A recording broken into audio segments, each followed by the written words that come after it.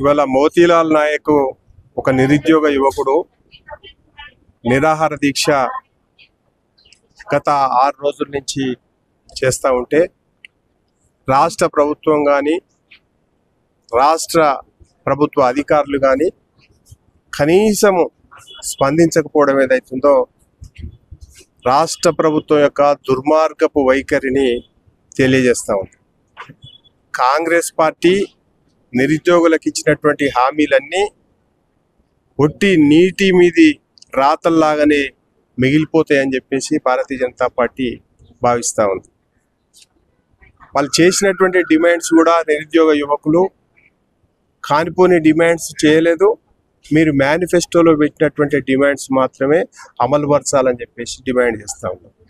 భారతీయ జనతా యువ మోర్చా కూడా అనేక రోజులుగా దీనిపైన ఉద్యమాలు చేస్తే కేసులు పెట్టేసి పోలీస్ స్టేషన్లో తిప్పి లాఠీచార్జ్ చేసేసి ఏపీపీఎస్సి అంటే టీఎస్పీఎస్సి ఏదైతుందో అది ఒక మామూలు నిరుద్యోగి కానీ విద్యార్థి కానీ పోవడానికి ఆస్కారం లేకుండా ఒక జైలు గోడలు ఎట్లయితే నిర్మాణం చేసిరో అట్లా చుట్టూ కూడా నిర్మాణం చేసి ప్రజాపాలన అని చెప్పేసి కాంగ్రెస్ పార్టీ చెప్పుకుంటూ నిర్బంధ పాలన కొనసాగిస్తున్నటువంటి విషయం ఈ సందర్భంగా గుర్తు చేస్తా ఉన్నాం.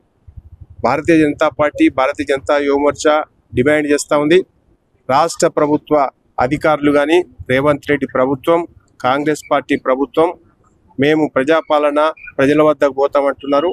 ఒక నిరుద్యోగ యువకుడు ఇవాళ 6 రోజుల నుంచి నిరాదీక్ష చేసి ఆరోగ్యం క్షీణిస్తూ ఉంటే ఎవరు కూడా స్పందించకపోవడం ఏదైతుందో ఇది చాలా అన్యాయం. వెంటనే స్పందించి వారి డిమాండ్లను నెరవేర్చాలని చెప్పేసి భారతీయ జనతా పార్టీగా డిమాండ్ చేస్తా ఉన్నాం. వారు చెప్పినటువంటి విషయంలో జాబ్ క్యాలెండర్ ఎందుకు 6 నెలలు అవుతున్నా కానీ మీరు జాబ్ క్యాలెండర్ ప్రకటించలేదు. మీరు మేనిఫెస్టోలో పెట్టినటువంటి రెండో అంశం గ్రూప్ 1లో 1:100 పిలుస్తామని చెప్పారు. 100 ఎందుకు పిలుస్తలేరు?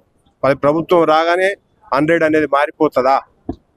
మీకు మాటలు మాట్లాడినటువంటి విషయాలు నిరుద్యోగులకు సంబంధించినటువంటి ఒక సభనే పెట్టారు కదా మీరు. ఆ సభలో చెప్పినటువంటి నిర్ణయాలు ఎక్కడికి పోయినాయి? దీంతో పాటుగా మీరు మెగా డిఎస్సి ఏర్పాటు చేస్తామన్నారు. ఈ మెగా డిఎస్సి ఎటుపోయింది?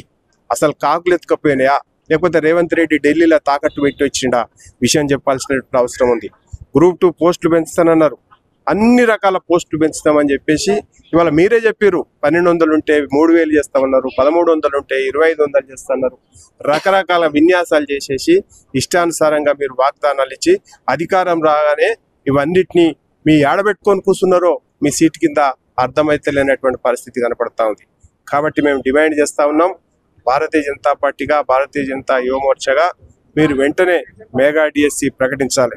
అతి ముఖ్యమైనటువంటి విషయం, నిరుద్యోగులు ఒక పూట మీ 5 రూపాయలు పెట్టే భోజనానికి తీసుకొని 1/2 తింటా ఉంటే మీరు వాళ్ళ గురించి ఆలోచన చేయకుండా మీ కుర్చీల కాపాడుకోవడం కోసం పార్టీలు మార్చడం కోసం ఇవన్నీ కూడా ఇష్టానుసారంగా కాలయాపన చేస్తూ ఉన్నారు.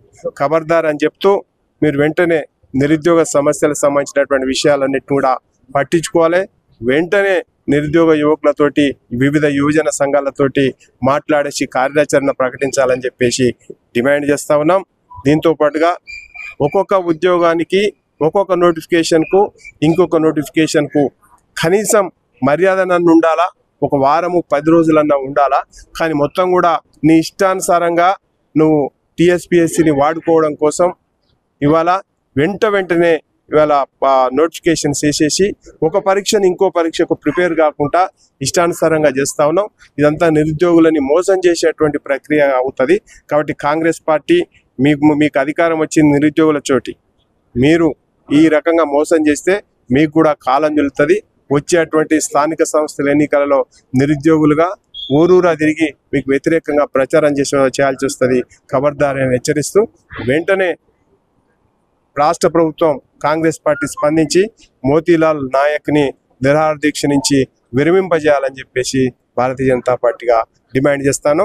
లేని పక్షాల్లో అన్ని జిల్లా కేంద్రాల్లో అన్ని కోచింగ్ సెంటర్లలో అన్ని మీ అధికారుల యొక్క కార్యాలయంలో భారతీయ జనతా యువ మోర్చా భారతీయ జనతా పార్టీ ఉద్యమానికి శ్రీకారం చుడుతుంది.